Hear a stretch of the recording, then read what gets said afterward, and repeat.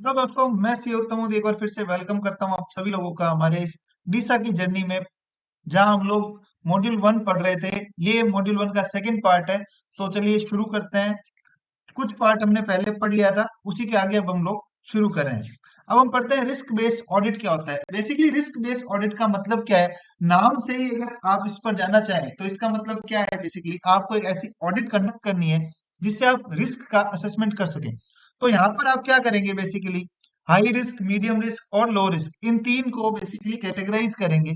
ठीक है, वो कैटेगराइजेशन कैसे होता है, आपको सबसे पहले बिजनेस को समझना पड़ता है, बिजनेस की प्रोसेस को समझना पड़ता है, उसमें कंट्रोल्स को समझना पड़ता है। ठीक है, रिस्क बेस्ड ऑडिट को समझने के लिए अगर मैं बात करूं तो रिस्क को किन कैटेगरीज में बांटा जाता है, पहले हमें ये देखना पड़ेगा। हाई, मीडियम और लो, ये तीन टाइप के रिस्क बेसिकली हमें देखने को मिलते हैं एक ऑर्गेनाइजेशन के अंदर। ठीक है, अब मैं बात करूं हाई रिस्क को कैसे इंडिकेट किया जाता है। हाई रिस्क को बेसिकली रेड इंडिकेट किया जाता है, मीडियम रिस्क को येलो और लो रिस्क को आप ग्रीन इंडिकेट करेंगे। ठीक है, अब एक चीज मुझे बताइए कि आप जो है अपना ध्यान किस तरफ ज्यादा रखेंगे। ऑफ कोर्स रेड एरिया की तरफ, हाई रिस्क एरिया की तरफ। तो यहाँ पर जो है आप अपने मैक्सिमम रिसोर्स को लगाएंगे। ठीक है, और यहाँ पर मीडियम और यहाँ पर लो, यहाँ पर मिनिमम रिस्क कह सकते हैं। ठीक है, और अगर मैं बात करूं लो रिस्क में, जहां रिस्क कम है तो वहां पे आप टाइम कितना लगाएंगे, कम टाइम लगाएंगे। ठीक है, और वहीं रिस्क ज्यादा है तो आप वहां टाइम भी ज्यादा लगाएंगे। सैंपल का साइज कैसे डिपेंड होगा, सैंपल के साइज की अगर बात करें तो आपको बिजनेस का नेचर आपने समझ लिया, अब आपको रिस्क का नेचर समझना होगा, कितना टाइम देना है, किस एक्सटेंट तक आपको चेक करना है। ठीक है, उसके बेसिस पर आप अपना बेसिकली आगे ऑडिट का काम जो है वो कंडक्ट करेंगे। ठीक है, तो यहाँ पर देखते हैं क्या लिखा है। यहाँ पर लिखा है focus on high risk area for maximum value addition. भाई बेसिकली जहां रिस्क ज्यादा है वहीं पे आप अपना एफर्ट ज्यादा लगाएं, ताकि आप कंट्रोल्स जो नहीं हो पा रही हैं चीजें, उनको आप समराइज करके एक अपनी रिपोर्ट्स में दे पाए।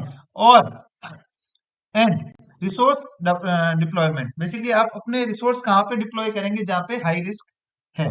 ठीक है, assessment of high risk area is done for the determination the sample size. Yes, sample size कैसे डिपेंड करेगा, ऑफ कोर्स रिस्क जहां ज्यादा है वहां पे सैंपल साइज आपको उसी लेवल का लेना पड़ेगा। रिस्क असेसमेंट रेफर करता है किस चीज को, methodology where risk have been elaborate weight basis. Basically आपको क्या करना है, रिस्क को वेट में देखना है कि भाई वेट में बोले तो कि कितने परसेंट रिस्क है। ठीक है, on the nature of business और सिग्निफिकेंस। अब जैसे मान लीजिए फॉर एग्जांपल अगर मैं बात करूं कि किसी बिजनेस के लिए कोई एक्टिविटी रिस्क हो सकती है और वो सेम एक्टिविटी किसी दूसरे बिजनेस के लिए रिस्क नहीं हो, इट मे बी पॉसिबल, क्योंकि हर बिजनेस का जो नेचर है वो अलग अलग होता है। ठीक है, अब जैसे मान लीजिए हम लोग कहते हैं कि नॉर्मल लॉस। ठीक है, अब मैन्युफैक्चरिंग में मान लीजिए कि 10% नॉर्मल लॉस है, फॉर एग्जांपल रॉ मटेरियल का 10% जो है वो नॉर्मल लॉस है। बट वहीं 10% अगर कोई ट्रेडिंग कर रहा है तो उसके लिए वो नॉर्मल नहीं होगा, ऑफ कोर्स। ठीक है, तो मतलब नेचर पे डिपेंड करेगा कि रिस्क जो है वो किस कैटेगरी का है। ठीक है, तो वो चीज आपको समझनी पड़ेगी। ये सब चीजें हम लोग एज सीए ऑडिट में भी पढ़ चुके हैं। तो risk is the product of, product का रिस्क क्या है, बेसिकली प्रोडक्ट के रिस्क की डेफिनेशन क्या है, प्रोबेबिलिटी एंड उसका impact, probability multiply by impact. Basically कितनी प्रोबेबिलिटी है उसके होने की और उसका इम्पैक्ट कितना है। ठीक है, वो चीज डिपेंड करेगी कि उस रिस्क का जो सिग्निफिकेंस है उस बिजनेस पर कितना होगा। ठीक है, अब रिस्क को असेस कैसे करते हैं, आइडेंटिफाई करेंगे इंफॉर्मेशन एसेट को। इंफॉर्मेशन एसेट अगर मैं बात करूं इंफॉर्मेशन एसेट, तो बेसिकली इसका मतलब क्या हुआ कि जिस चीज के लिए आप रिस्क का असेसमेंट कर रहे हैं। ठीक है, आइडेंटिफाई करेंगे रिस्क को। रिस्क को आइडेंटिफाई कैसे करेंगे, इंटरनल यानी कि वल्नरेबिलिटी और एक्सटर्नल थ्रेट्स, इन चीजों को आपको आइडेंटिफाई करना है। ये थ्रेट्स वल्नरेबिलिटी हम लोग ऊपर पढ़ चुके हैं। इम्पैक्ट एनालिसिस ऑफ रिस्क, ठीक है, उसका इम्पैक्ट कितना है, क्वांटिटी बाय क्वांटम में कितना है बेसिकली अगर मैं बात करूं। ठीक है, और क्वालिटी में भी कितना है। फिर प्रायोरिटाइज करना रिस्क को। ठीक है, ग्रीन रेड जो हमने पढ़ा वही ठीक है कि आपको किस तरफ पहले ज्यादा फोकस करना है, इवेल्युएट करना है कंट्रोल्स को, कंट्रोल्स कितना इफेक्टिव है, ठीक है, तभी आपको पता चल पाएगा।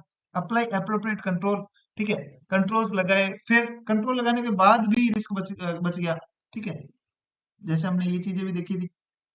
तो बेसिकली इस टाइप से आपको रिस्क को असेस करना है। ये 7 स्टेप जरूर आप लोग इनको बार बार पढ़िएगा, क्योंकि ये 7 स्टेप्स ऊपर नीचे करके पूछ लिया जाता है कि भाई मान लीजिए कि ऑडिटर ने एक सिचुएशन दे दी, ठीक है, वहां पे बोल दिया कि ऑडिटर जो है कंट्रोल्स को इवेल्युएट कर रहा है, अब उसका अगला स्टेप क्या होगा।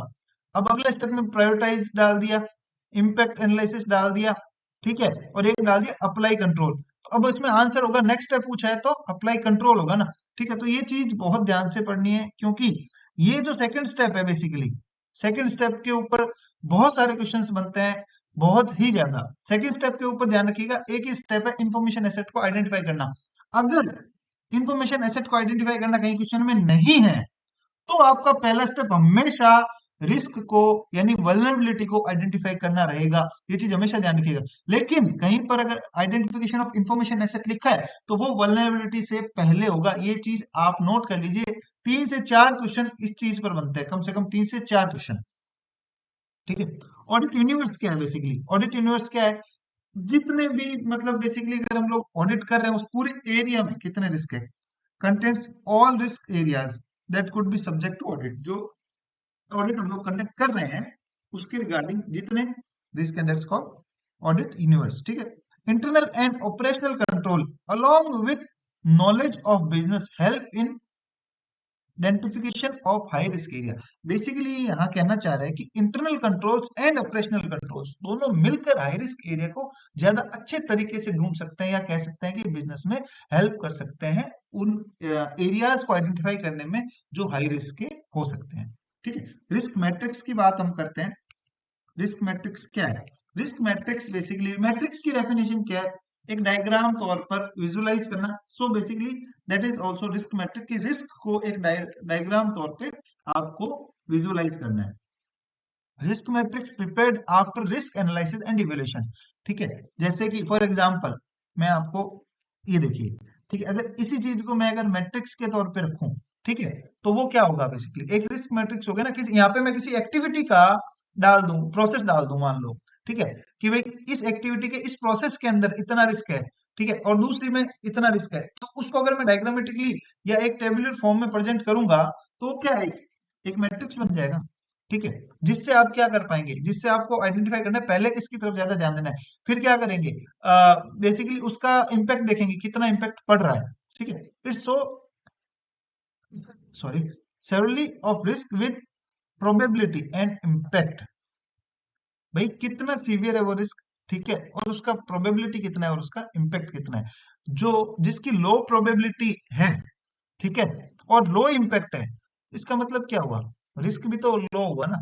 वहीं अगर हाई प्रोबेबिलिटी है और हाई रिस्क हाई इम्पैक्ट है, तो ऑफ कोर्स वो हाई रिस्क की कैटेगरी में आ जाएगा। अब ये कैसे डिफाइन होगा, ये इस फॉर्मूला से बेसिकली प्रोबेबिलिटी और उसका इम्पैक्ट जो है आपको कहीं ना कहीं सिग्निफिकेंट तौर पे देखना है, और उस चीज से ये चीजें आइडेंटिफाई होती है कि किस चीज का कितना मतलब मैं कहूँ कि किस चीज का कितना रिस्क एरिया कवर करने की जरूरत है, ठीक है। आगे बढ़ते हैं इंटरनल कंट्रोल्स। बेसिकली जो इंटरनल कंट्रोल्स है, आगे भी आगे मॉड्यूल्स में भी आगे चैप्टर्स में भी बहुत बार आने वाले हैं, ठीक है।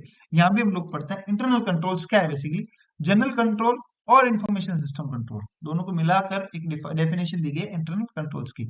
जनरल कंट्रोल क्या है, मैं सबसे पहले जनरल कंट्रोल की बात करता हूँ। जनरल कंट्रोल बेसिकली वो कंट्रोल्स है जो बिजनेस में ड्यूरिंग ऑपरेशंस लगाए जाते हैं, किस चीज के लिए, बिजनेस की ऑब्जेक्टिविटी को अचीव करने के लिए बेटर वे में, ठीक है। और इंफॉर्मेशन सिस्टम कंट्रोल क्या है, इंफॉर्मेशन सिस्टम कंट्रोल क्या है, बेसिकली जो आपका आईटी सिस्टम है उस पर कंट्रोल लगाना, सिंपल वर्ड में। अब आईटी सिस्टम को 2 भागों में बांट सकते हैं, एप्लीकेशन और जनरल, ठीक है। अब यहाँ जनरल और वो जनरल दोनों अलग अलग है, एक है आईटी जनरल कंट्रोल, एक है जनरल कंट्रोल। जनरल कंट्रोल मतलब कि बिजनेस के ऑपरेशंस के कंट्रोल, और आईटी जनरल कंट्रोल का मतलब है कि आईटी सिस्टम के कुछ जनरल कंट्रोल्स होते हैं। जैसे फॉर एग्जांपल मान लीजिए कि आपको अटेंडेंस लगाने के लिए बायोमेट्रिक लगानी लगानी है, ठीक है, वो जनरल है, जनरल प्रैक्टिस है कि सबके लिए है। ठीक है, अब जैसे मान लीजिए एक रूम है, उसमें घुसने का ऑथेंटिकेशन 4 ही लोगों के पास है और उनको बायोमेट्रिक लगानी है, तो वो एक स्पेसिफिक कंट्रोल हो गया ना। ठीक है, तो ये आगे प्रोसेस चलता जाता है। और एप्लीकेशन कंट्रोल का मतलब क्या है कि बेसिकली आपके सिस्टम में मल्टीपल काइंड ऑफ एप्लीकेशन है, उन पर कंट्रोल्स कैसे किया जाता है, उनकी ऑथेंटिसिटी कैसे चेक की जाती है, उसमें सही बंदा उसको यूज कर रहा है कि नहीं कर रहा। जैसे कि बैंक, बैंक के अंदर जो सॉफ्टवेयर है, ठीक है, उसमें यूजर आईडी पासवर्ड के थ्रू उसमें एंट्री दी जाती है, बायोमेट्रिक भी कई जगह लगाया जाता है। ठीक है, उसके बाद उस बंदे को एंट्री मिलती है। और जनरल कंट्रोल में क्या है, सिस्टम है, सिस्टम में पासवर्ड लगाना है, खुल जाएगा। ठीक है, जनरल कंट्रोल है सबके पास। ठीक है, controls are the policy, procedure and practice. Control क्या है, basically policy, procedure and practice. ये जो वर्ड मैंने ग्रीन या हाईलाइट कर रखे हैं या बोल्ड करके हैं, उन पर बेसिकली ज्यादा ध्यान दीजिएगा। कंट्रोल क्या है, कंट्रोल पॉलिसी, प्रोसीजर और प्रैक्टिस है, तीनों का कंबाइंड एक रूप है। दैट प्रोवाइड एश्योरेंस, किस चीज का एश्योरेंस देगा, बिजनेस ऑब्जेक्टिव विल अचीव्ड, कि बिजनेस ऑब्जेक्टिव अचीव हो रहे हैं। ठीक है, business objects will be achieved and undesired event will be prevented और डिटेक्ट और करेक्टेड। अनडिजायर्ड इवेंट का मतलब क्या है, बेसिकली हमने ऊपर भी पढ़ा था, ऊपर यानी कि पिछले वीडियो के अंदर हमने पढ़ा था कि रिस्क क्या है, बेसिकली अनडिजायर्ड इवेंट है, जो हम नहीं चाहते वो चीज हो जाना ही तो रिस्क है कहीं ना कहीं। तो जो कंट्रोल्स है, कंट्रोल आपको ये श्योर करते हैं कि आपके बिजनेस के ऑब्जेक्ट्स जो है वो आप अचीव कर रहे हैं, और आपके जो रिस्क है उनको प्रिवेंट, डिटेक्ट और कंट्रोल किया जा रहा है। अनडिजायर्ड इवेंट को प्रिवेंट, डिटेक्ट और कंट्रोल किया जा रहा है। ठीक है, यहाँ पर लैंग्वेज को थोड़ा सा चेंज करके भी क्वेश्चन में दिया जा सकता है। तो अनडिजायर्ड इवेंट क्या है, basically that means risk, simple सी बात है। अब control type, type of controls पढ़ते हैं, preventive control, detective control and corrective control. ये हम लोगों ने ऑडिट्स में पढ़ रखा है, बहुत बार पढ़ रखा है, बट फिर भी एक समराइज वे में पढ़ने की कोशिश करते हैं। Prevent problem before they arise, preventive control का मतलब होने से पहले ही उनको आइडेंटिफाई कर लेना। Monitor both operation and input, मतलब कि आप जो इनपुट दे रहे हो, ठीक है, जो ऑपरेशंस कंडक्ट हो रहे हैं, उन दोनों को वो मॉनिटर करेगा और कोई प्रॉब्लम होने से पहले उसको प्रिवेंट करेगा। That's it, preventive control. Detective control यानी कि control that they detect and report the occurrence of error, omission or malicious act like audit trail। इसका मतलब क्या है, मतलब कंट्रोल जो है वो लगे हुए सिस्टम में, ठीक है, कुछ प्रोसेस चल रही है, ड्यूरिंग द प्रोसेस वो उसको डिटेक्ट कर लेता है और आपको एक वार्निंग सिग्नल या अलार्म बेसिकली कह सकते हो कि देता है। ठीक है, दैट्स कॉल्ड डिटेक्टिव कंट्रोल। ठीक है, और करेक्टिव कंट्रोल का मतलब क्या है, that minimize the impact of a threat. Threat है, आपको पता चल गया है, अब आप जो कंट्रोल लगा रहे हो उसको कम करने के लिए, that's called corrective control. They remedy problem are discovered by detective control, basically जो इसने ढूंढा उसका रेमेडी है। ठीक है, identification of cause of the problem, example backup हो गया, प्रॉब्लम क्रिएट हो गई, कोई बात नहीं, अब उसका सॉल्यूशन निकाला जाए, वो सॉल्यूशन क्या है, बेसिकली करेक्टिव कंट्रोल। आगे बढ़ते हैं। Objective of IS control, information system control के क्या ऑब्जेक्टिव है, अगर मैं बात करूं तो इसके 3 ऑब्जेक्टिव बेसिकली, मेनली अगर मैं बात करूं तो है फिड्यूशियरी, क्वालिटी एंड सिक्योरिटी। इसको हम लोग आगे के चैप्टर्स में डिटेल में पढ़ेंगे। ठीक है, अभी हम ऑब्जेक्ट ऑफ आईएस कंट्रोल के लिए अगर डिफाइन करो तो इसका मतलब क्या है, is to ensure risk management process, okay, are implemented as पर risk management strategy which involve, एक रिस्क मैनेजमेंट प्रोसेस है, ठीक है, जिसके अंदर क्या इन्वॉल्व है, risk avoidance, risk elimination where possible, risk reduction और risk transfer and finally risk acceptance. ये सारी चीजें क्या होती है, बेसिकली अवॉइड करने का मतलब क्या होता है कि मैं रिस्क को कैसे टाल सकता हूं अभी के टाइम के लिए। एलिमिनेट करने का मतलब मैं रिस्क को परमानेंटली हटाऊं। रिस्क रिडक्शन का मतलब पूरा नहीं बट कुछ लेवल तक। रिस्क ट्रांसफर का मतलब रिस्क तो है, मेरे ऊपर नहीं है, किसी और के ऊपर है, लाइक इंश्योरेंस कंपनी। ठीक है, रिस्क तो होगा, जैसे मान लीजिए मेरी गाड़ी का एक्सीडेंट होता है, नुकसान तो होगा, मगर वो नुकसान मैं ना भर के कोई और भरेगा, that's called risk transfer and finally risk acceptance. अब कुछ नहीं हो सकता तो एक्सेप्ट करना पड़ेगा। जो ये 3 ऑब्जेक्टिव है आईएएस कंट्रोल के, अब क्वेश्चन क्या बन सकता है कि ऑब्जेक्टिव ऑफ आईएएस कंट्रोल में आपको क्वेश्चन पूछे कि इसमें से कौन सा आईएएस कंट्रोल का ऑब्जेक्टिव नहीं है, तो ये 3 दे दे और एक चौथा नाम कुछ और दे दे।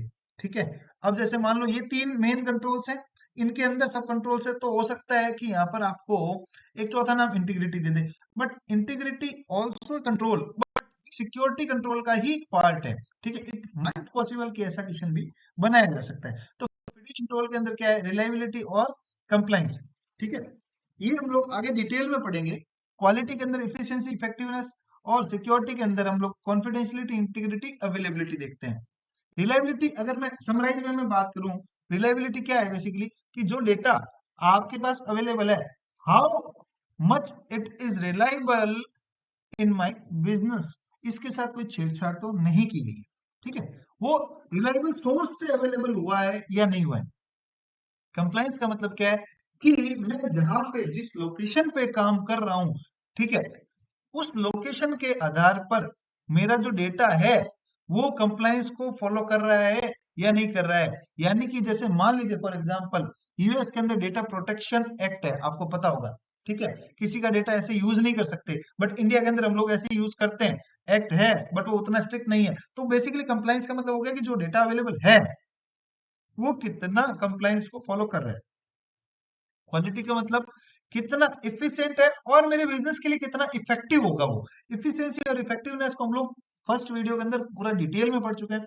सिक्योरिटी का मतलब हो गया CIA, basically CIA confidential, integrity and availability. Availability का मतलब व्हेन रिक्वायर्ड। इंटीग्रिटी का मतलब कितना, अगर मैं कहूं कि कितना इंटीग्रेटेड है, यानी कि कितना शुद्ध डेटा है। मतलब कि इसके साथ कितनी मतलब छेड़छाड़ तो नहीं की गई है, मैं इस पर कितना रिलाई कर सकता हूँ। ठीक है, कॉन्फिडेंशियलिटी का मतलब कितना सिक्योर डेटा है। ठीक है, कितने लोगों को शेयर किया गया है, वो सारी चीजें कॉन्फिडेंशियलिटी में आती है। ठीक है, किसी को पता तो नहीं है डेटा, सिंपली अगर मैं बात करूँ तो इनको हम लोग आगे डिटेल में भी पढ़ेंगे। यहाँ मैंने समराइज एक छोटे छोटे एक एक लाइन में इसको बताने की कोशिश की है।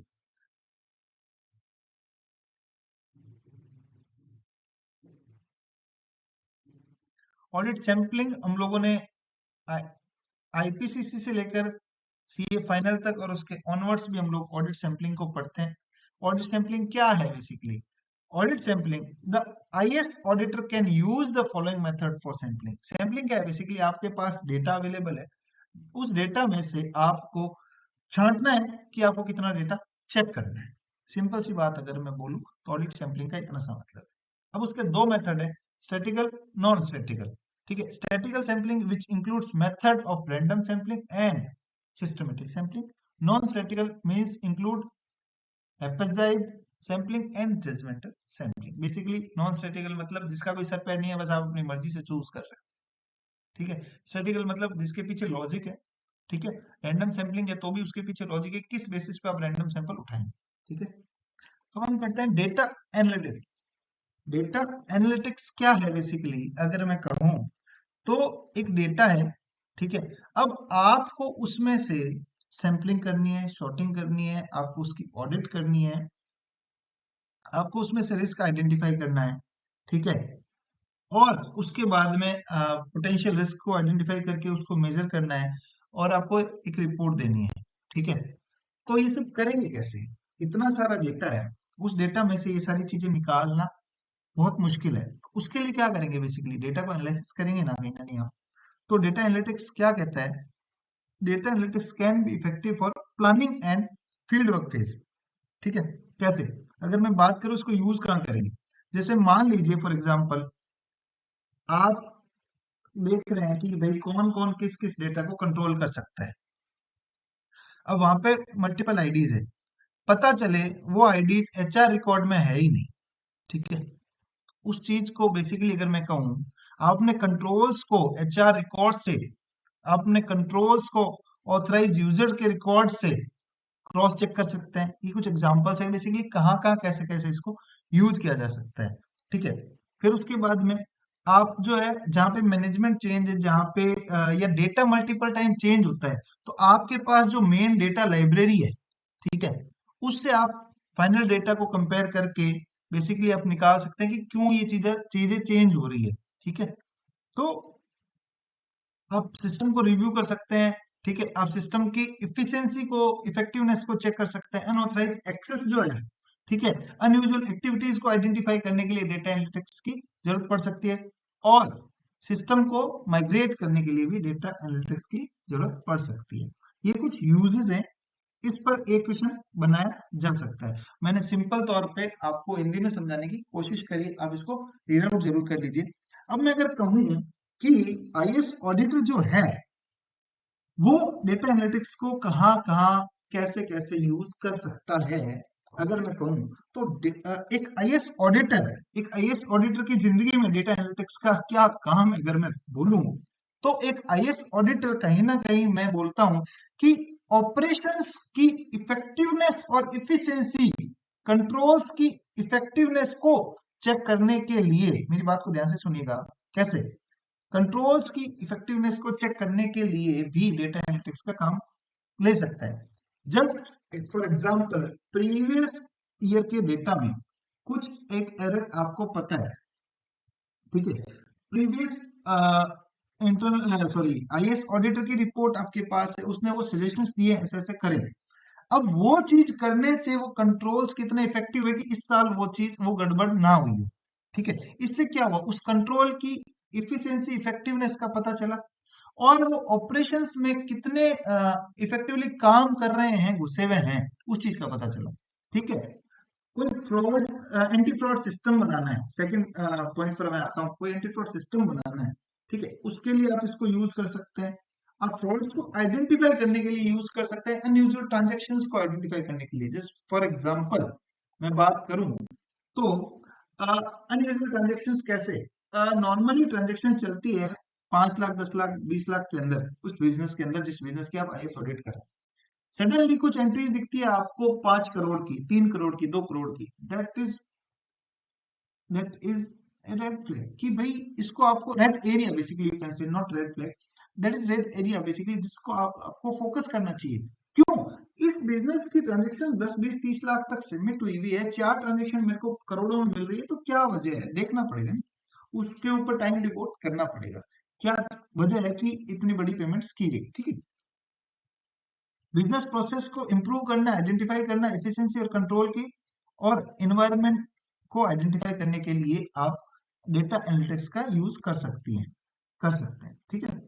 फ्रॉड को आइडेंटिफाई करने के लिए अनयूजुअल ट्रांजेक्शन्स को, ठीक है, अनयूजुअल बिजनेस रिजल्ट्स को, identification of area where poor quality of data को आइडेंटिफाई करने के लिए भी आप एनालिटिक्स का यूज कर सकते हैं, ठीक है। Performance of risk assessment at the planning phase, बिल्कुल, ये हमने ऊपर भी पढ़ा कि प्लानिंग करते टाइम मेजरली डेटा एनालिटिक्स का यूज किया जाता है, कि भाई कैसे मैं इन सब चीजों को समझूं, कैसे इतने बड़े डेटा के अंदर घुसूं, ठीक है। उसके लिए आपको इतने बड़े डेटा में घुसने के लिए कोई ना कोई सिरा, कोई ना कोई सोर्स जरूर चाहिए होता है, तो वो एनालिटिक्स करके ही, डेटा एनालिसिस करके ही आप उस डेटा में कहीं ना कहीं घुस सकते हैं, ठीक है। आपको कहीं ना कहीं से तो काम शुरू करना है ना, तो उस डेटा को पहले समझना तो पड़ेगा ना, उसके लिए डेटा एनालिटिक्स का यूज किया जाता है, ठीक है। ये कुछ एग्जांपल्स कह सकते हैं, ये आईएएस ऑडिटर किन पर्पसेस से डेटा एनालिटिक्स का यूज कर सकता है, ठीक है, ये पढ़ सकते हैं। इसमें से एक क्वेश्चन जरूर बनता है, एक इसमें से और एक इसमें से, एक ही क्वेश्चन जरूर बन सकता है, केस स्टडी बन सकती है, ऑल हम लोग केस स्टडीज भी डिस्कस करेंगे, ठीक है, आफ्टर कंप्लीशन ऑफ चैप्टर, ठीक है। बिजनेस इंटेलिजेंस क्या है, set of theories, methods, architects and technologies that transform raw data into meaningful data, ठीक है। मतलब बेसिकली ऐसा सिस्टम बनाना है, ठीक है, जिससे रॉ डेटा एक मीनिंगफुल डेटा के अंदर कन्वर्ट हो पाए, किस लिए, बिजनेस पर्पज के लिए, बिजनेस के ऑब्जेक्ट को अचीव करने के लिए, ठीक है, दैट्स कॉल्ड बिजनेस इंटेलिजेंस। आगे आते हैं हम लोग टेस्टिंग के ऊपर। टेस्टिंग क्या है, basically analytic review procedure defined as substantive test, ये भी हम लोगों ने ऑडिट में, आईपीसीसी की ऑडिट से लेकर सीए बनने के बाद तक हम लोग इसको इवन आज भी कर रहे हैं। मान लीजिए कोई चीज प्राइमा फेसी आपने देखी, सब्सटेंटिव टेस्ट के मैं जनरली समझाने की कोशिश करूंगा, आपने कोई चीज प्राइमा फेसी देखी, वो आपको समझ नहीं आ रही, आपको उसमें कुछ रिस्क लग रहा है, आपको उस प्रोसेस के अंदर कोई दिक्कत लग रही है, तो आप क्या करेंगे, बेसिकली उस प्रोसेस को समझने के लिए, उस रिस्क को आइडेंटिफाई करने के लिए आप कुछ एडिशनल स्टेप्स करेंगे। ठीक है, यहाँ पर सब्सटेंटिव टेस्ट का मतलब इतना सा है कि वो जो एडिशनल स्टेप्स हैं जो आप कर रहे हैं, सिंपल वर्ड्स में वो एडिशनल स्टेप्स ही सब्सटेंटिव टेस्ट है। The most direct way to combat these potential problems is to implement and maintain a strong system of internal control for preventing and for detecting error and irregularities। ये हमने पढ़ लिया। ठीक है कि भाई एक कंट्रोल होना चाहिए। ठीक है, उस कंट्रोल जो तीन कंट्रोल से टाइप है, preventive, detective and control, corrective. ठीक है, ये सारी चीजें बिजनेस के कंट्रोल्स में इफेक्टिवली काम करनी चाहिए। ठीक है, सब्सटेंटिव टेस्ट क्या है बेसिकली, वो हमने समझ लिया है। Substantive test for a study comparison and relation among data. क्या है बेसिकली, एक स्टडी है, कंपेयर करेगा और रिलेशनशिप आइडेंटिफाई करेगा डेटा के अंदर। ठीक है, फॉर एग्जांपल एक प्रोसेस है। ठीक है, उस प्रोसेस के अंदर अगर आप ये करते तो क्या होता, ये कर रहे हैं तो क्या है। ठीक है, अब एक प्रोसेस दूसरी प्रोसेस से कनेक्टेड है, उसमें मान लीजिए क्या हो रहा है। ठीक है, और इस प्रोसेस में उसी लेवल पर क्या हो रहा है उसको कंपेयर करना, कहां पर रिस्क हो सकता है। ठीक है, दैट्स कॉल्ड सब्सटेंटिव टेस्टिंग। या अदरवाइज अगर मैं बोलूं, सब्सटेंटिव टेस्टिंग का सिंपल सा मतलब इतना सा है कि जो आपने एडिशनल एफर्ट्स दिए, एडिशनल स्टेप्स जो किए उस प्रोसेस के रिस्क को चेक करने के लिए, जो आप आइडेंटिफाई नहीं कर पाए थे prima facie, that's called substantive testing. ठीक है, कब कब कर सकते हैं, जहां पर अब्सेंस ऑफ इनपुट डॉक्यूमेंट्स हो। ये दो क्वेश्चन यहां पर बनते हैं। ठीक है, अब्सेंस ऑफ इनपुट डॉक्यूमेंट है तो आप सब्सटेंटिव टेस्टिंग करेंगे। Lake of visible transaction trail है, अब ट्रांजेक्शन्स का ट्रेल है ही नहीं आपके पास फाइनल आउटपुट दे दिया गया है, वो हुआ कैसे ये नहीं पता है, तो आप क्या करेंगे बेसिकली, कहीं ना कहीं आप टेल पकड़ के सर तक पहुंचने की कोशिश जरूर करेंगे। ठीक है, जहाँ, ठीक है, तो high value of transaction being process, एक साथ बल्क में जहां हाई वैल्यू ट्रांजेक्शन प्रोसेस हो रहे हैं। ठीक है, जैसे बैंक में क्या होता है, मैंने कई बार देखा है कि कई बैंक्स में, ब्रांचों में इवन जो नेफ्ट होती है वो ना एक साथ प्रोसेस की जाती है इवनिंग के टाइम में। ठीक है, या चार चार पांच पांच घंटे के स्लॉट में वो लोग प्रोसेस करते हैं, तो वहां पे गलती होने के चांसेस बढ़ जाते हैं। ऐसा क्यों है, ठीक है, उस चीज को समझना, गलती होने के चांसेस कितने हैं उस चीज को समझना।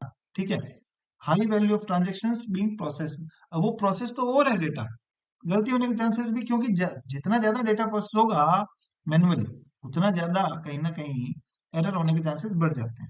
ठीक है, dispute and different source of input, भाई आपके पास डेटा अवेलेबल है, वो डेटा अलग अलग सोर्सेस से आया हुआ है, तो आप क्या करेंगे, किस पर रिलाई करेंगे, आपको आइडेंटिफाई नहीं है, तो आप क्या करेंगे, सब्सटेंटिव टेस्टिंग करेंगे।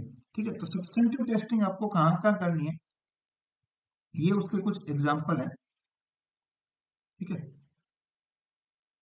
इसके ऊपर एक क्वेश्चन बनता है कि in absence of input document, for एक एग्जांपल दे रहा हूं क्वेश्चन का, in absence of input document what procedure you will adopt during if audit. वहां पे मल्टीपल प्रोसीजर देंगे, एक सब्सटेंटिव टेस्टिंग भी वर्ड डाल दिया जाएगा, सब्सटेंटिव टेस्ट। फॉर एग्जांपल एक ऑप्शन है इनपुट सिस्टम कंट्रोल टेस्ट, एक ऑप्शन दे दिया। ठीक है, डेटा एनालिसिस एक ऑप्शन दे दिया, तो इस टाइप से क्वेश्चन बनाया जा सकता है। यहाँ पर आगे बढ़ते हैं, दो टाइप की टेस्टिंग हम सब लोगों को पता है, तो अब हम लोग कंप्लायंस टेस्टिंग और सब्सटेंटिव टेस्टिंग को समझेंगे कि वो क्या होता है। इसको बहुत ही ज्यादा ध्यान से समझने की जरूरत है, ऑल्दो हम सब लोगों को इसकी डेफिनेशन पता है, बट यहाँ पर कुछ वर्ड्स हैं जो मैं हाईलाइट करूंगा। कंप्लायंस टेस्टिंग क्या है बेसिकली, कंप्लायंस टेस्टिंग है एविडेंस गैदरिंग, एविडेंस को आपको गैदर करना है, किस के लिए, किस चीज के लिए, क्या पर्पज है, evidence gathering for the purpose of testing an organization compliance with control procedure. ठीक है, किस चीज के लिए एविडेंस गैदर करना है, टेस्टिंग ऑफ ऑर्गेनाइजेशन कंप्लायंस की, ऑर्गेनाइजेशन के जो कंप्लायंस है। ठीक है, उसको चेक करना है कंट्रोल प्रोसीजर के साथ में। IAS auditor understand the specific object of compliance test, IAS auditor बिल्कुल समझता है। And of the control being tested, क्या कंट्रोल चेक करना है उसको पता है, बिल्कुल ठीक है। Compliance test can be used to test the existence and effectiveness of defined process. Compliance test कहाँ यूज होगा, ये क्वेश्चन बनता है। Compliance test यूज कहाँ होगा, चेक करने के लिए existence and effectiveness of defined process, उस डिफाइंड प्रोसेस को चेक करने के लिए कंप्लायंस टेस्टिंग यूज किया जाता है। टेस्ट ऑफ कंट्रोल और audit procedure, test of control क्या है, ऑडिट प्रोसीजर है। Execute to ascertain the design effectiveness and operating effectiveness of control and attributes, ठीक है। तो बेसिकली अगर मैं बोलूं तो कंप्लायंस टेस्ट कहाँ यूज होगा, आपका डिफाइंड प्रोसेस जो है उसकी इफेक्टिवनेस को चेक करने के लिए। कंप्लायंस प्रोसीजर क्या है, कंप्लायंस प्रोसीजर हेल्प करता है to obtain reasonable assurance that internal controls on which audit reliance is to be placed operatingly effective, ठीक है। सिंपल सी भाषा में कि भाई जो कंट्रोल्स लगे हुए हैं वो इफेक्टिवली चल रहे हैं, ठीक है। In simple words compliance testing आपको ये इंश्योर करता है। सब्सटेंटिव टेस्ट क्या है, बेसिकली सब्सटेंटिव टेस्ट जैसा कि अभी हमने डिस्कस करा, सब्सटेंटिव टेस्ट है एक एडिशनल स्टेप, जो चीज आप कंप्लायंस टेस्टिंग से ऑब्जर्व नहीं कर पाए, ठीक है, उस चीज को ऑब्जर्व करने के लिए आप जो स्टेप लेते हैं दैट्स कॉल्ड सब्सटेंटिव टेस्टिंग। तो पढ़ते क्या लिखा हुआ है, evidence to evaluate the integrity of individual transaction, किसी पर्टिकुलर ट्रांजेक्शन में आपको कुछ लगता है, ठीक है, उस चीज की इंटीग्रिटी को चेक करने के लिए जो स्टेप्स आप ले रहे हैं, डेटा इंटीग्रेशन के लिए आप जो स्टेप ले रहे हैं, that's called substantive test. Substantive procedure are test design to obtain evidence to ensure completeness, accuracy and validity of data. वहां पे आप चेक कर रहे थे कंट्रोल्स की इफेक्टिवनेस को, यहाँ पे आप डेटा की वैलिडिटी को चेक करेंगे, दोनों में फर्क है। और ये क्वेश्चन भी बनता है, ठीक है। अब यहाँ पर अगर जो क्वेश्चन बनेगा तो substantive test, test of control और कंप्लायंस टेस्ट, तीनों ऑप्शन होंगे आपके, ठीक है। और एक अलग अलग ऑप्शन और होगा, ठीक है। तो अब आपको छांटना है कि पर्टिकुलर क्वेश्चन के हिसाब से आपका आंसर क्या है।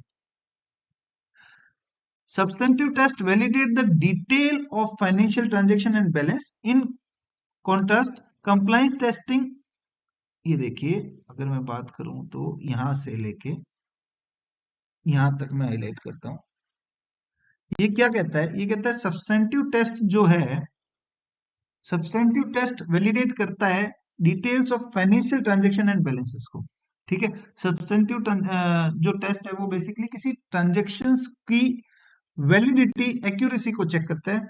वहीं पे कंप्लायंस टेस्ट क्या चेक करेगा, इंटरनल कंट्रोल जो है उस फाइनेंशियल ट्रांजैक्शन पर इंटरनल कंट्रोल कितने इफेक्टिवली लगे हुए, ठीक है। तो ये चीज एक फर्क आइडेंटिफाई करने के लिए काफी आई थिंक कि कंप्लायंस टेस्ट जो है वो आपकी हेल्प करेगा कंट्रोल्स को चेक करने के लिए, सब्सटेंटिव टेस्ट जो है वो आपकी हेल्प करेगा इफेक्टिव सॉरी सब्सटेंटिव टेस्ट जो है वो आपकी हेल्प करेगा वैलिडिटी और एक्यूरेसी को चेक करने के लिए, वहीं कंप्लायंस टेस्ट चेक करेगा कंट्रोल्स और उसकी इफेक्टिवनेस को चेक करने के लिए। Example of substantive test where sampling could be considered include performance of a complex calculation on a sample of accounts or a sample transactions to vouch for supporting document, समझे, ठीक है। तो अगर यहाँ पर मैं बात करूं, एक आपको सिचुएशन दे दी जाएगी, ठीक है, जहां पर लिखा होगा कि इस इस स्टेप के अंदर ऑडिटर क्या कर रहा है, बेसिकली कंट्रोल्स की इफेक्टिवनेस को चेक करना चाह रहा है, तो उसे क्या करना चाहिए, आपके ऑप्शंस है compliance test, test of control, substantive test. तो आपको क्या करना है, बेसिकली आपको इसका आंसर करना है कंप्लायंस टेस्टिंग, ठीक है। आगे बढ़ते हैं हम लोग।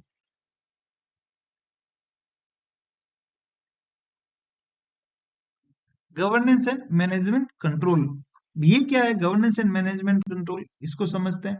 ऑपरेटिंग सिस्टम मतलब ये basically governance and management control के कुछ टाइप है जो मैंने यहाँ पर डिटेल में नहीं डिस्क्राइब करे, जस्ट बिकॉज मुझे इस चैप्टर के साथ में इसकी इतनी रिक्वायरमेंट नहीं लगी, इसलिए मैंने सिर्फ और सिर्फ कंट्रोल्स के नाम लिख दिए कि अगर मान लो कोई क्वेश्चन में फॉर एग्जाम्पल आपसे पूछ ले कि कौन सा कंट्रोल नहीं है तो आप आइडेंटिफाई कर सकें। जल्दी जल्दी पढ़ते हैं। ऑपरेटिंग सिस्टम कंट्रोल बिल्कुल एक कंट्रोल है। Data processing control, guideline of segregation of duties, ये भी कंट्रोल है। फिजिकल एक्सेस कंट्रोल, जिसमें हम लोग समझते हैं कि जो एसेट है, इंफॉर्मेशन एसेट है, उस पर फिजिकल कंट्रोल किसका है। लॉजिकल एक्सेस कंट्रोल का मतलब क्या, बेसिकली इंटरनली इस पर, इस एसेट पर किसका कंट्रोल है। इंटरनली का मतलब हो गया लॉजिकली एक्सेस किसके पास है। लॉजिकली एक्सेस का मतलब हो गया इसकी जो कोडिंग वगैरह है, ठीक है, उसका एक्सेस किसके पास है। डेटा प्रोसेसिंग का कंट्रोल का मतलब हो गया कौन इस डेटा को प्रोसेस करने के लिए ऑथराइज्ड है, ठीक है, कोई थर्ड पार्टी तो इस चीज को प्रोसेस नहीं कर रहा है। ऑपरेटिंग सिस्टम कंट्रोल का मतलब क्या, लाइक विंडोज वगैरह जो आपके ऑपरेटिंग सिस्टम है, ठीक है, या अगर मैं कहूं कि आपको ऑफिस के अंदर घुसने के लिए ही एक थंब इम्प्रेशन चाहिए, वो हो गया ऑपरेटिंग सिस्टम कंट्रोल एक तरह से। सिस्टम डेवलपमेंट कंट्रोल का मतलब क्या, जो सॉफ्टवेयर डेवलपमेंट लाइफ साइकिल है, या जो आप अपना सिस्टम डेवलप कर रहे हैं, एसडीएल से भी आगे बढ़ेंगे, जो आप सिस्टम डेवलप कर रहे हैं उसमें जो प्रोसीजर है, क्या वो प्रोसीजर फॉलो हो रहा है, उसमें किस किस का कंट्रोल डिफाइंड है, ठीक है। Business continuity plan control, computer centre security, मतलब अगर मान लीजिए सेंट्रलाइज आपका सिस्टम है, सेंट्रलाइज डेटा है, ठीक है, तो उस पर कैसे सिक्योरिटीज है, उस पर किसका कंट्रोल है। फाइनेंशियल कंट्रोल्स हम लोग पढ़ते हैं। ऑर्गेनाइजेशनल कंट्रोल, ऑर्गेनाइजेशनल कंट्रोल का मतलब क्या है, बेसिकली पॉलिसी, प्रोसीजर और रोल एंड रिस्पॉन्सिबिलिटीज, ये डिफाइंड होना चाहिए, ठीक है। यहाँ पर आपको इतना समझ लेना चाहिए कि ऑर्गेनाइजेशन कंट्रोल के कुछ पार्ट्स हैं, जिसके अंदर है रोल एंड रिस्पॉन्सिबिलिटीज, ठीक है, और policies and, sorry, policy and procedures. Data management control क्या है, बेसिकली डेटा को किस टाइप से मैनेज किया जाता है, कब वो डेटा अवेलेबल है, कब वो डेटा नहीं अवेलेबल, डेटा की इंटीग्रिटी क्या है, वो सारी चीज डेटा मैनेजमेंट कंट्रोल का पार्ट है। इसको दो भागों में बांटा जाता है, एक्सेस कंट्रोल और बैकअप कंट्रोल, ठीक है। जो मैंने अभी बोले वर्ड्स, वो एक्सेस कंट्रोल का कहीं पार्ट थे, ठीक है। और बैकअप कंट्रोल का मतलब हो गया बेसिकली कि डेटा अवेलेबल है या नहीं, जब जरूरत है आपको डेटा मिल रहा है या नहीं, दैट्स कॉल्ड बैकअप कंट्रोल, ठीक है। या डेटा को अगर कोई मान लीजिए थ्रेट है, वो डेटा नहीं अवेलेबल हो पा रहा है दैट टाइम, तो आपके पास सेकंड ऑप्शन क्या है, उस डेटा को रिट्रीव करने के लिए, रिकवर करने के लिए, that's is data backup control, ठीक है। एक्सेस कंट्रोल क्या है, बेसिकली यहाँ पे समझते हैं एक्सेस कंट्रोल को थोड़ा डिटेल में, ठीक है। Access control are design to prevent unauthorized individual from viewing, retrieving, computing और destroying the entities data. Access control का मतलब, अगर मैं बात करूं, जो ये वाला एक्सेस कंट्रोल है, वो प्रिवेंट करता है अनऑथराइज पर्सन के देखने, रिट्रीव करने, कंप्यूटिंग मतलब कि उसके अंदर वर्क करने या उसे डिस्ट्रॉय करने से, ठीक है, that's called access control. Backup control क्या है, backup control are design to ensure the availability of data, जैसा मैंने बोला कि अवेलेबिलिटी चेक करेगा data of the event of its loss due to unauthorize access. अगर मान लीजिए ये अनऑथराइज एक्सेस की वजह से लॉस हो भी जाता है डेटा का, तो वो कैसे अवेलेबल करवाया जाएगा, ठीक है। अनऑथराइज एक्सेस की वजह से लॉस हो सकता है डेटा, इक्विपमेंट फेलियर की वजह से हो सकता है, फिजिकल डिजास्टर की वजह से हो सकता है। The organization can restore its file and database from backup, ठीक है। तो यहाँ पे इसको डिफाइन करना मुझे थोड़ा सा इंपॉर्टेंट लगा, तो मैंने यहाँ पे इसको डिफाइन कर दिया, बाकी सारी चीजें आगे आती रहेगी, हम लोग पढ़ते रहेंगे। मैनेजमेंट कंट्रोल क्या है, बेसिकली मैनेजमेंट कंट्रोल वही role, responsibilities, policies and procedures, ठीक है। अब यहाँ पर रोल डिफाइन करना है, हम सब लोगों को पता है किसका क्या रोल है, ठीक है। रोल के साथ में रिस्पॉन्सिबिलिटीज है, तो रिस्पॉन्सिबिलिटीज को समझते हैं। The strategy to have senior management personal responsible for the IAS within overall organization structure, very important. Who is the responsible for IAS control, बहुत सारे क्वेश्चंस आपको मिलेंगे इस चीज को लेके। Who is the responsible for IAS control, the answer is senior management is responsible for internal information system control, ठीक है। The IT organization structure, there should be a prescribed IT organization structure with documented role and responsibilities and agreed job description। इसका मतलब क्या है, organisation के अंदर जो आपका आईटी पार्ट है, उस आईटी पार्ट का एक प्रॉपर स्ट्रक्चर होना चाहिए। मतलब अगर दूसरी चीज जैसे प्रोक्योरमेंट है या सेल्स है, मार्केटिंग, इन सब के लिए एक स्ट्रक्चर बनाया जाता है, कौन किसका जूनियर है, कौन किसका सीनियर है, किसका लेवल कितना है, कौन किसकी कितनी अथॉरिटी है, तो आईटी के अंदर भी वैसा ही एक स्ट्रक्चर होना चाहिए, ठीक है।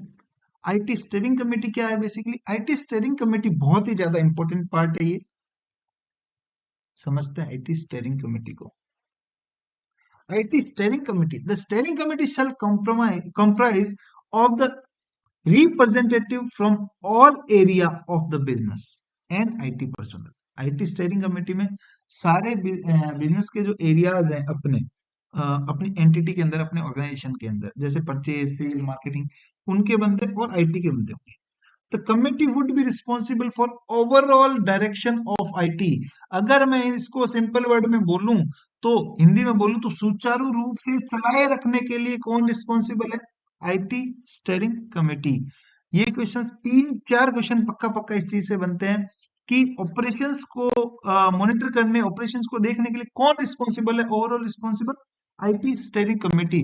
वहीं बेसिकली अगर मैं बोलूं आईएएस कंट्रोल को मैनेज करने के लिए कौन रिस्पॉन्सिबल है, तो उसका मतलब है सीनियर मैनेजमेंट। कंट्रोल बनाने के लिए, स्ट्रेटेजी बनाने के लिए कौन रिस्पॉन्सिबल है, तो उसका आंसर है आईटी स्ट्रेटेजी कमेटी, जो कि हम लोग आगे पढ़ेंगे। ठीक है, तो ओवरऑल उसको सुचारू रूप से चलाए रखने के लिए, डायरेक्शन देने के लिए कौन रिस्पॉन्सिबल है? IT steering committee. Here the responsibilities lie beyond the accounting and financial system. सिर्फ फाइनेंशियल सिस्टम तक रिस्पॉन्सिबिलिटी नहीं है, ओवरऑल सब चीजों की रिस्पॉन्सिबिलिटी यहां पर आएगी। Example, the telecommunication system, phone lines, video conferencing, office automation and manufacturing process, सब पर just because IT steering committee के अंदर, आईटी स्टीयरिंग कमेटी के अंदर सारी जो बिजनेस प्रोसेस है उनके लोग हैं, आईटी के लोग हैं। ठीक है, जैसे कि किसी का सिस्टम नहीं चल रहा, वो आईटी वाले के पास चला जाता है। प्रोसेस के अंदर किसी मशीनरी के अंदर डिफॉल्ट है, ठीक है, तो डायरेक्ट आईटी वाले के पास थोड़ी जाके लैपटॉप लेके पकड़ के चला गया, नहीं, बट उसके लिए रिस्पॉन्सिबल कौन है? IT steering committee. क्यों? क्योंकि सारे स्टेप्स के लोग यहाँ पर है, कहीं ना कहीं सॉफ्टवेयर, हार्डवेयर वगैरह सारी चीजें इससे लिंक है। बिजनेस को कंटिन्यू स्मूथली चलाने, आईटी पार्ट को डायरेक्शन देने के लिए कौन रिस्पॉन्सिबल है? IT steering committee. I hope you understand कि आईटी स्टीयरिंग कमेटी का कितना मेन रोल है यहाँ पर। अब आगे हम लोग आईटी स्ट्रेटेजी कमेटी भी पढ़ेंगे और टॉप मैनेजमेंट का रोल भी पढ़ेंगे।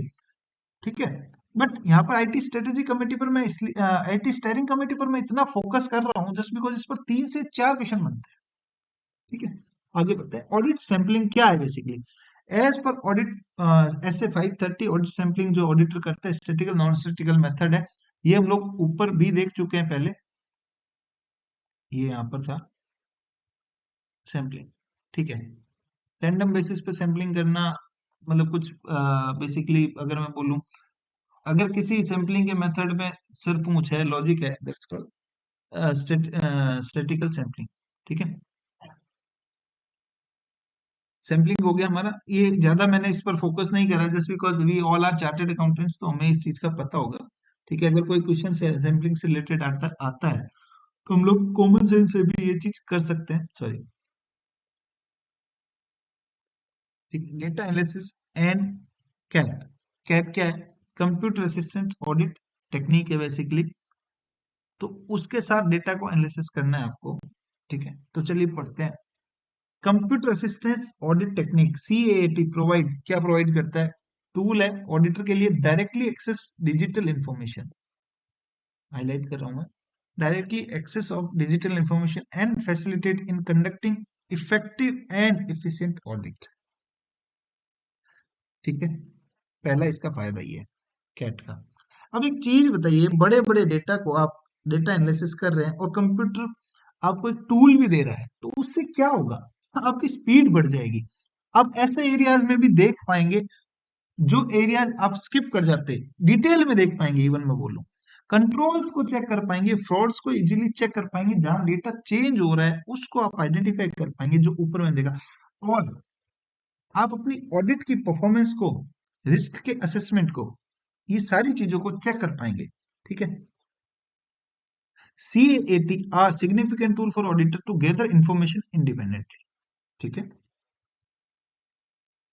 auditors to effective in audit IT environment need to gain practical experience in using CAT for various audit and assurance assignment। ठीक है, छोड़ दीजिए। The use of data analytical tool and techniques help the IS auditor to improve audit approach unlike the traditional approach। बिल्कुल data analytical tool का computer system के साथ में use करना एक ट्रेडिशनल अप्रोच से थोड़ा सा अलग है। एक ऑडिटर होते हुए हमें कंप्यूटर सिस्टम का बेसिक नॉलेज होना चाहिए। हमें कंप्यूटर सिस्टम को इतना समझना चाहिए कि हम उससे अपना काम करवा पाए। ऐसा नहीं है कि हम ऑडिटर हैं तो हम ट्रेडिशनल मेथड से चले, नहीं हमें फाइनेंशियली सब कुछ पता है या हमें थ्योरेटिकली सब कुछ पता नहीं। हमें इतना नॉलेज, एक अप्रोप्रिएट नॉलेज हमें होना चाहिए। ठीक है। पर्पज ऑफ डेटा एनालिसिस क्या है, ये हमने ऊपर भी पढ़ लिया, वापस पढ़ लेते हैं। Effectiveness of current control, current control को चेक करना। एंटी फ्रॉड प्रोसीजर को की इफेक्टिवनेस कितनी है वो चेक करना। आइडेंटिफाई करना बिजनेस प्रोसेस को। एक्सेप्शंस और अनयूजुअल बिजनेस ट्रांजैक्शन या रिजल्ट को चेक करना। फ्रॉड्स को आइडेंटिफाई करना।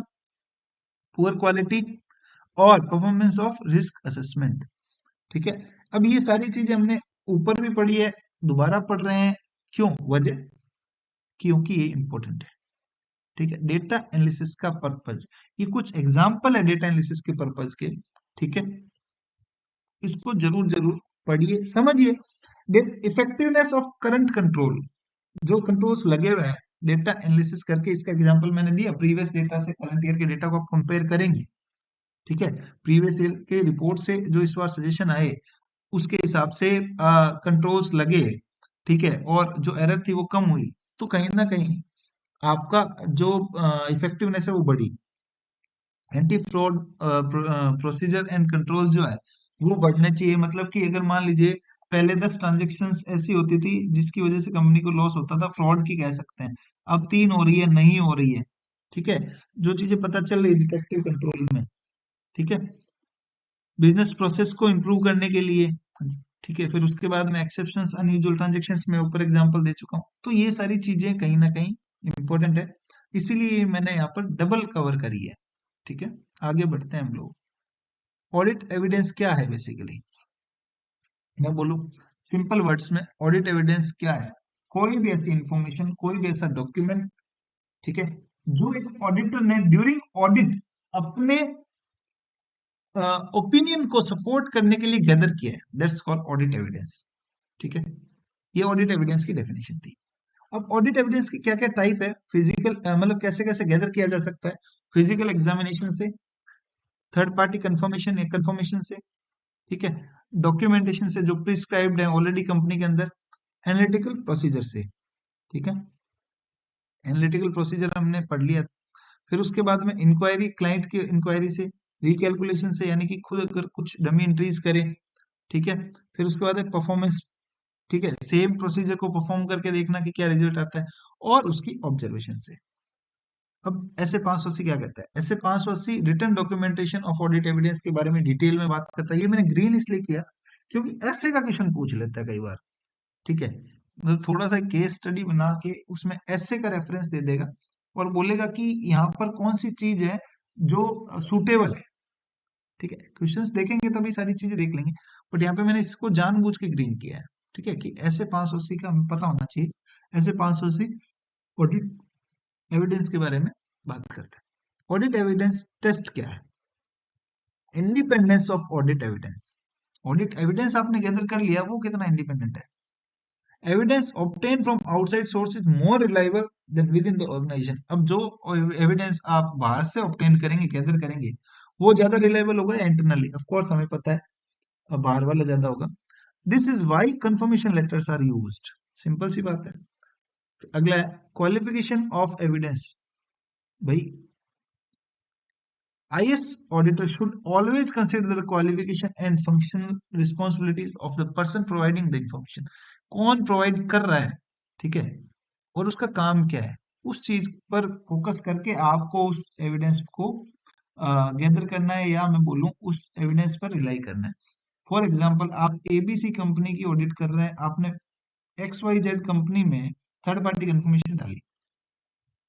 आपने मान लीजिए अकाउंट्स हेड से कोई कोई चीज की कंफर्मेशन मांगी, वहां टेक्निकल वाला बंदा बैठा है एक, उसने कंफर्मेशन दे दी। एक एग्जांपल दे रहा हूँ मैं आपको। ठीक है। क्या गलत बंदे ने आपको कुछ इंफॉर्मेशन दे दी उस थर्ड पार्टी के बिहाफ पे? ठीक है। आपको उस बंदे का रिस्पॉन्सिबिलिटी, उस बंदे की डेजिग्नेशन पता होनी चाहिए कि भाई वो बंदा जो इन्फॉर्मेशन आपको दे रहा है वो क्या उस लायक है कि वो आपको इन्फॉर्मेशन दे रहा है। ठीक है, या आप इंटरनली जिस बंदे से गैदर कर रहे हैं क्या वो उस लायक है कि वो आपको वो इन्फॉर्मेशन प्रोवाइड करवा पाए, क्या वो बंदा सही इन्फॉर्मेशन प्रोवाइड करवा पाएगा, उसकी डेजिग्नेशन है ऐसी। ठीक है, the information gather from testing that may not be reliable escapably if auditor does not fully understand the test। अगर आप इस चीज को नहीं समझ रहे हैं जो मैंने बोला, ठीक है, उस चीज को नहीं समझते हैं, जैसे मान लीजिए आप किसी से भी किसी ऑर्गेनाइजेशन के इंटरनल स्ट्रक्चर के बारे में पूछते हैं, वो बंदा अपनी थोड़ी बहुत नॉलेज से बता देता है, बट वो प्रॉपर नहीं बता पाएगा, तो आप फिर उसके द्वारा बताई गई चीजों पर रिलाई भी नहीं कर पाएंगे।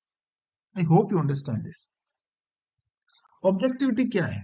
Objectivity, objective evidence is more reliable than information gather required consider judgement. Judgement की जगह आप अगर एक प्रॉपर एविडेंस वाला डॉक्यूमेंटेशन, सॉरी, जजमेंट की जगह अगर आप प्रॉपर ऑब्जेक्टिव एविडेंस गैदर करें तो वो ज्यादा रिलायबल होगा। इट मींस, इसका मतलब क्या है, आपने किससे डिस्कशन किया, एक आपने किससे रिटर्न में लिया, दोनों में फर्क है। तो आपने जो डिस्कशन किया, ठीक है, दैट इज ओके, बट अगर आपने वही चीज रिटर्न में ले ली तो दैट इज मोर रिलायबल। ठीक है, and timing of the evidence. Timing of the evidence मतलब कि आप जब गैदर कर रहे हैं, ठीक है, उस टाइम मतलब वो टाइम सुटेबल था क्या उस इंफॉर्मेशन को गैदर करने के लिए। फॉर एग्जाम्पल, आपको किससे इंक्वायरी करनी है, आप किससे पूछ रहे हैं कुछ चीजें, अब बंदे के जाने का टाइम है 6 बजे, ठीक है, आप उसके पास 5:55 पे आते हैं और कुछ इन्फॉर्मेशन गैदर करने की कोशिश करते हैं और वो आपको ओरली कुछ इन्फॉर्मेशन दे देता है और जल्दबाजी में वो 6 बजे निकल भी जाता है, जबकि आपको भी पता है उस इन्फॉर्मेशन को प्रॉपरली अगर वो देता तो 20 से 25 मिनट आपके पास आपको देने चाहिए थे उस बंदे ने, नहीं दिए, बट उसने बोला हाँ बस मुझे इतना ही पता, दैट्स इट। तो क्या आप उस इन्फॉर्मेशन पर रिलाई कर पाएंगे? I hope no, just because वो हड़बड़ी में था, सही टाइम नहीं था, आपने जब उससे पूछा। ठीक है, आगे बढ़ते हैं। रिस्किंग, रिस्क रैंकिंग क्या है? बेसिकली ग्रीन, ऑरेंज, रेड, जो मैंने येलो बोला, ऊपर येलो वर्ड यूज किया था, दैट इज ऑरेंज वर्ड। ठीक है, तो यहीं पे रिस्क रैंकिंग का मतलब क्या है, जहां रेड है वो हाई रिस्क है, उसकी रैंकिंग सबसे ऊपर है। ठीक है, ग्रीन है तो वो लो रिस्क है, ऑरेंज है मतलब मीडियम रिस्क है। ठीक है, risk ranking measure in term of impact of livelihood occurrence, उसका होने के परसेंटेज कितने हैं। ठीक है, उससे बिजनेस कितना इफेक्ट हो पाएगा, उसका इम्पैक्ट कितना रहेगा। ठीक है, दैट्स कॉल्ड रिस्क रैंकिंग। यहाँ पर 3 कैटेगराइज है, ग्रीन, ऑरेंज एंड रेड। इसको याद कर लीजिए, इस पे क्वेश्चन जरूर जरूर बनता है। IT act 2000 section 43 IT act के, ये सब चीजें हम लोग चैप्टर होने के बाद में पढ़ेंगे। कुछ केस स्टडीज है, हम लोग नेक्स्ट वीडियो में इसको कवर करेंगे। इसके साथ आपका first and second chapter complete होता है।